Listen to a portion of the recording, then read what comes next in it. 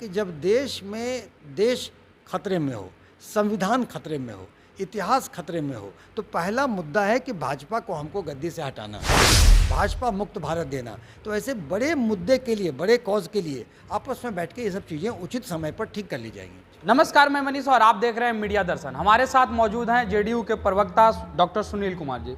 सुनील जी, नीतीश कुमार का एक बयान आया, उन्होंने कहा है कि तेजस्वी यादव ही अब सब कुछ देखेंगे। तो क्या नीतीश जी ये मान चुके हैं कि अब सिर्फ हम कागजों पे मुख्यमंत्री हैं? देखिए, महागठबंधन की सरकार जन आकांक्षाओं के अनुरूप चट्टानी एकता के साथ माननीय नीतीश कुमार जी के नेतृत्व में सफलतापूर्वक चल रही है। और ये महागठबंधन की सरकार है जिसमें कि राजद एक घटक दल है। राजद के घटक दल के शीर्ष नेतृत्व में से तेजस्वी यादव आते हैं, वो उप मुख्यमंत्री भी हैं और सामूहिक नेतृत्व से सरकार चल रही है।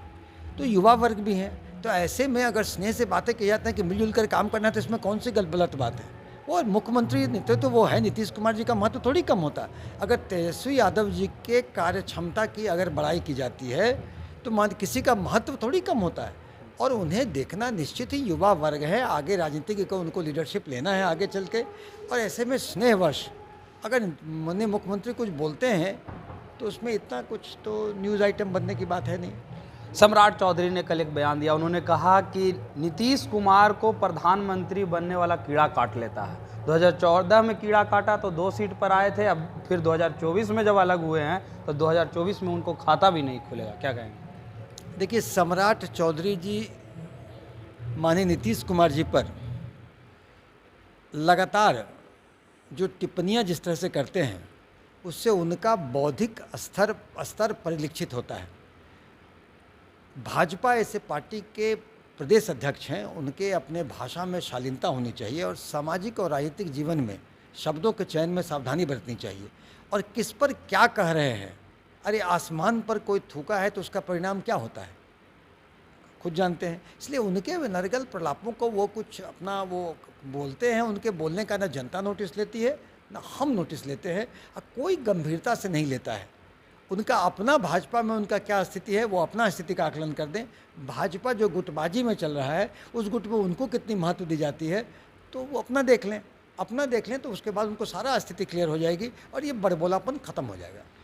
नीतीश कुमार के काफ़ी करीबी माने जाते हैं विपक्ष में होने के बावजूद भी सुशील मोदी। उन्होंने कहा कि 1 साल के भीतर जो है जेडीयू के कई कद्दावर नेता ने बीजेपी को ज्वाइन कर लिया, लेकिन बीजेपी के एक भी कोई छोटे नेता का भी आप नाम बता दीजिए जिसने जेडीयू ज्वाइन किया हो। ये बतलाने के लिए पर्याप्त है कि जेडीयू आने वाला समय में विनाश के कगार पे है।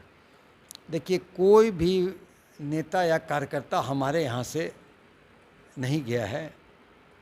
हमारे यहाँ से जो कार्यकर्ता नेता गए हैं वो कतिपय अपने व्यक्तिगत कारणों से गए हैं। कोई महत्वपूर्ण पदधारी नहीं गया है, न जाएगा। और इस तरह का जेडीयू के बारे में अनर्गल प्रलाप इसलिए करते क्योंकि देखिए, जेडीयू के चीज़ों से घबराए हुए हैं। माननीय नीतीश कुमार जी ने जाति आधारित गणना करके एक बड़ा लकीर खींचा और इससे पूरे देश में जाति आधारित गणना कराने की जोर पकड़ रही है। तो भाजपा नेतृत्व छटपटाहट में एक ऐसे करते हैं, अरे वो इतने भविष्यवेत्ता हैं तो सुशील मोदी जी को अपना भविष्य नहीं पता चलता है कि आज वो राजनीतिक हाशिए पर भाजपा के अंदर हैं। अपने राजनीतिक आकाओं के खुश करने के लिए इस तरह से नरगल बयानबाजी कर रहे हैं, लेकिन उनकी भविष्य अपना भविष्यवाणी तोता से निकलवा लें, उनका भविष्य राजनीतिक भविष्य अंधकार में है। आखिरी सवाल, आप लोग लगातार दावा ये करते हैं कि इंडिया गठबंधन काफ़ी मजबूत है, लेकिन हालिया एक बयान आया है अखिलेश यादव के द्वारा। उन्होंने कहा है कि अगर हमें ये पता चलता कि विधानसभा में इंडिया गठबंधन एक साथ नहीं चुनाव लड़ने को है तो हम किसी भी बैठक में अपने नेताओं को नहीं भेजा करते। क्या कहेंगे? देखिए, माननीय नीतीश कुमार जी के इनिशिएशन पर, उनके सूत्रधार और मालाकार होने पर विपक्षी एकता हुई, उसकी बड़ी बड़ी मीटिंग हुई, इंडिया गठबंधन बना और सारे लोगों ने सामूहिक रूप से प्रेस कॉन्फ्रेंस की कि साझा उम्मीदवार देना है, साथ लड़ना है और साझा कैंपेन होगा। अब इसमें जब गठबंधन के घटक दलों में कुछ कभी कभी कोई मत भिन्नता आएगी तो सारे लोग मिल बैठकर उसको सुलझा लेंगे। उसी मत भिन्नता का एक उदाहरण आपने दिया है। ये बड़ा महत्वपूर्ण नहीं है। महत्वपूर्ण है कि जब देश खतरे में हो, संविधान खतरे में हो, इतिहास खतरे में हो, तो पहला मुद्दा है कि भाजपा को हमको गद्दी से हटाना, सत्ता से हटाना, भाजपा मुक्त भारत देना। तो ऐसे बड़े मुद्दे के लिए, बड़े कॉज के लिए आपस में बैठ के ये सब चीज़ें उचित समय पर ठीक कर ली जाएंगी। ये थे हमारे साथ जेडीयू के प्रवक्ता डॉक्टर सुनील कुमार, जिन्होंने सीधे तौर पे कहा कि डॉक्टर सुशील कुमार मोदी जो है लगातार राजनीतिक रूप से हाशिए पर हैं और वो अपने आला कमान को खुश करने के लिए इस तरीके का बयान देते हैं, क्योंकि उन्हें भी पता है कि हम राजनीतिक रूप से अब हाशिए पे चले गए हैं। इस तरह के तमाम अपडेट के लिए देखते रहे मीडिया दर्शन। धन्यवाद।